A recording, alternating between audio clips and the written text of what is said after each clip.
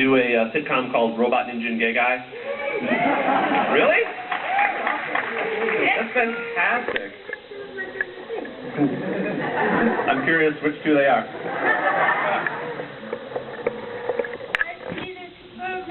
Moving on. Okay. By the way, real quick question. How many nerd fighters are out there right now?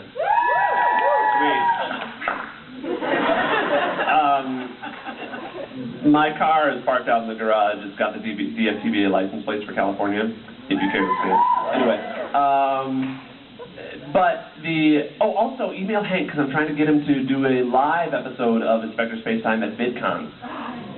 We are willing to do it, but he hasn't responded yet to me, so he needs some prompting. Yes, exactly. Everybody who didn't raise their hand for being a nerd fighter has no idea what's happening right now. Yeah, that's fine, that's fine. We'll move on to other things. Did I answer that question? Well,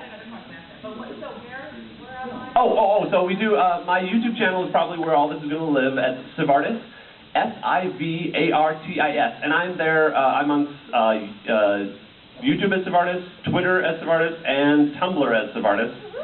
And you can find me in all those places, and that's where you'll hear about the series. And like I said, the launch is going to happen tomorrow. You'll see a video that I shot outside just before I walked in, so I've got to edit that and put it together, and that's going to be the Kickstarter video. So, and you had a second question. Yes.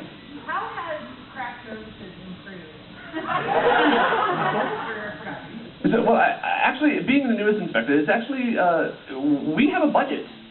Which is nice. It's not just Twinkies and water anymore. I understand back in the old days, the actors themselves were asked to bring in food for the crew. Yeah, for the crew. That's right, exactly.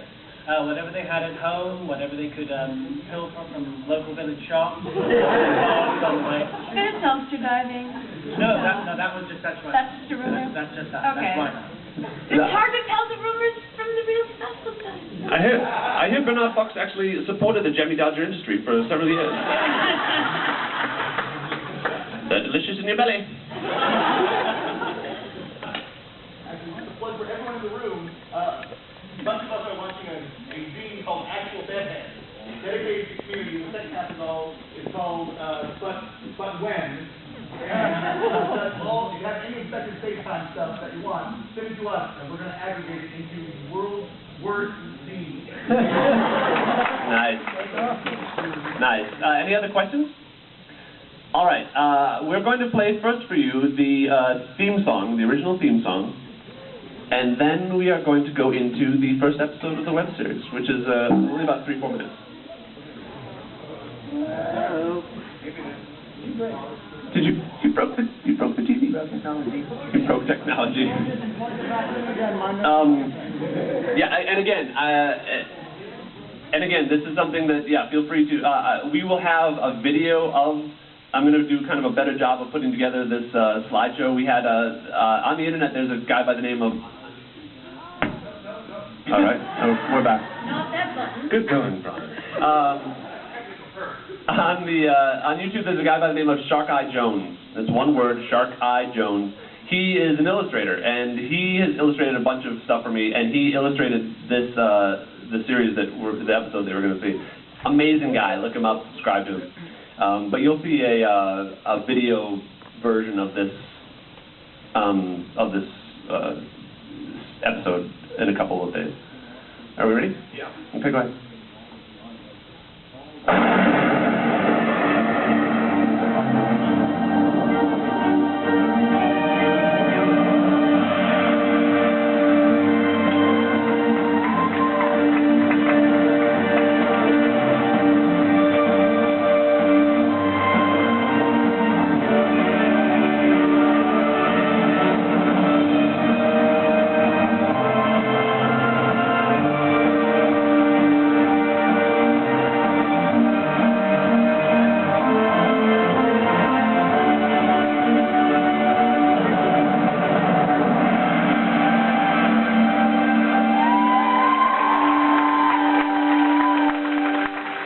Big hand for Brian Giovanni, who did that music. That's amazing. Again, working backwards. from that final note. There was something I wanted to say about that, but I can't remember what it. Oh, that is also available on. I think I put that on my personal channel, which is Travis Ritchie on YouTube. Feel free to take the video, repurpose it, take the song. There's a link in the video info where you can download a fresh version of the song and make your own video intro. Yeah, use it as ringtones, whatever you want. You have my complete blessing. Blast it out there. Free to use. Do whatever you want with it. Yeah. The only thing we ask is that if you post it, you give Brian credit, but that's it, as far as just write his name on it. Okay, great. Well, are we ready for Hug equals credit. let's open up the slideshow.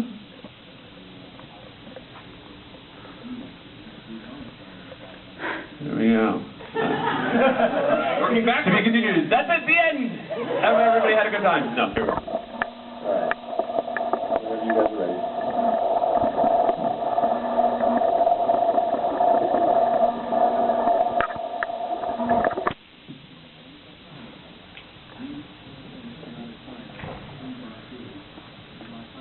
Next week on Inspector Spacetime. Outside of a warehouse-looking building. Opposite to you, with a familiar audio effect. The inspector and his companion, the constable, emerge. Oh, you're going to love this place, Constable. I am looking forward to a little peace and quiet. Saving that civilization of dog people from certain extinction was harder than I would have thought. Well, nothing at all to do here. Just explore and relax your worries away. Where are we, Inspector? Right. I always forget. When are we? Oh, we are in the year 3,000 million. And this is Second New Old Earth 7. Second... what was that? Second New Old Earth 7. Oh, it's marvelous. See, after your Earth became uninhabitable, humans colonized other planets, but the name kept being passed on from Earth to Earth, and Seventh Earth was considered to be the absolute pinnacle of human civilization and enlightenment. So, round about the rise of Earth 42, Old Earth 7 was created as sort of a living museum. Like Bletchley Park. Exactly. But then the corporation that ran Old Earth 7 went bankrupt, and the rights were purchased by another who did a major redesign and launched New Old Earth 7. Oh, that was a party. Until a slight miscalculation in the orbit caused it to crash into its sun. And, well, you know what they say about omelets and eggs, so here we are. Second New Old Earth 7, the most peaceful planet in the universes where absolutely nothing could ever go wrong, ever. Blimey, Inspector. But why does it look so much like my Earth? Ah, well, there's a very simple and completely satisfying explanation to that. Blorgon! But no, it has absolutely nothing to do with Blorgon. No, Inspector, Blorgon! And sure enough, several Borgons are approaching. Eradicate, eradicate. Blorgons! Why didn't you say so? My sworn enemy, who I've battled clear across the stars, the most ruthless and dangerous beings in the galaxy, who would just as soon spit out your mother as even look at you. Inspector, shouldn't we run? Oh, no, I have this. With swift motion, the inspector pulls his optic pocket knife from his coat and quickly dispatches the dreaded foes. Good thing you always carry around your optic pocket knife. Well, be prepared, I always say. Right. A regular Boy Scout you are, Inspector. The two men walk towards the door. As the inspector opens it, You know, I invented the Boy Scouts. What was that? As I was saying, peaceful planet. they walk through the door. And you know what they say? Two bad things can never happen in a single adventure. Who says that? I did, just then. Shall I say it again? Just then the heavy door slams shut behind them and latches with audible finality. Yes, I think you better had. Beacons flare and lights flash maniacally. All this and more next week. Same space channel, same space time.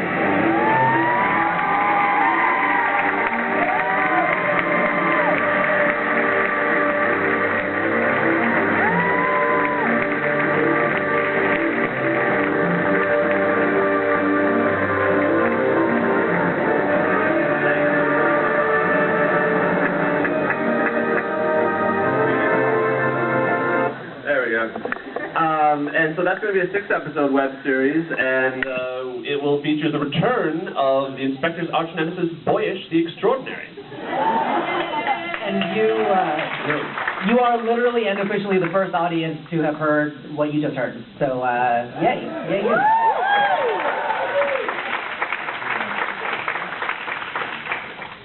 I also wanted to do something.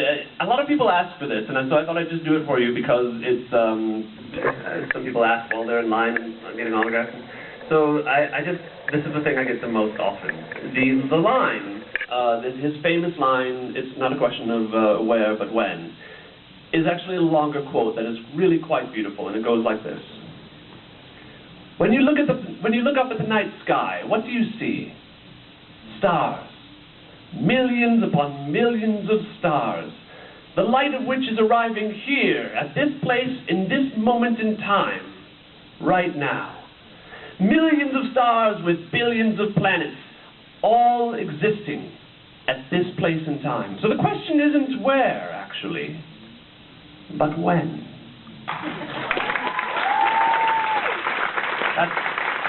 I love that, it's beautiful.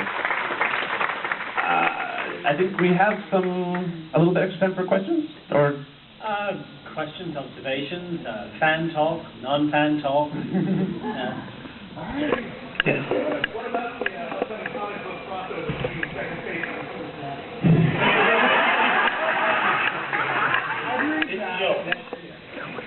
Well, I don't have high hopes. But it's not because they're not going to mean well. They will mean well. But whenever you get the American production team involved, and you start getting writers from the Steve Carell movie involved, I mean, as much as I love it, things cannot help but go horribly awry. It seems to me that they're making it just to have an excuse to make a motion comic. That's not a good reason to create something. Yeah, it's not about the story. It doesn't. I mean, it obviously doesn't make any sense. You know what I mean? Like they don't really exist in the same universe. So it's weird. It's like a neat idea, but to go beyond that is a weird thing. Well, but at the same time, I mean, if nothing's canon, I suppose it could be canon. Right. If you do a lot of trust. It sounds like forum talk.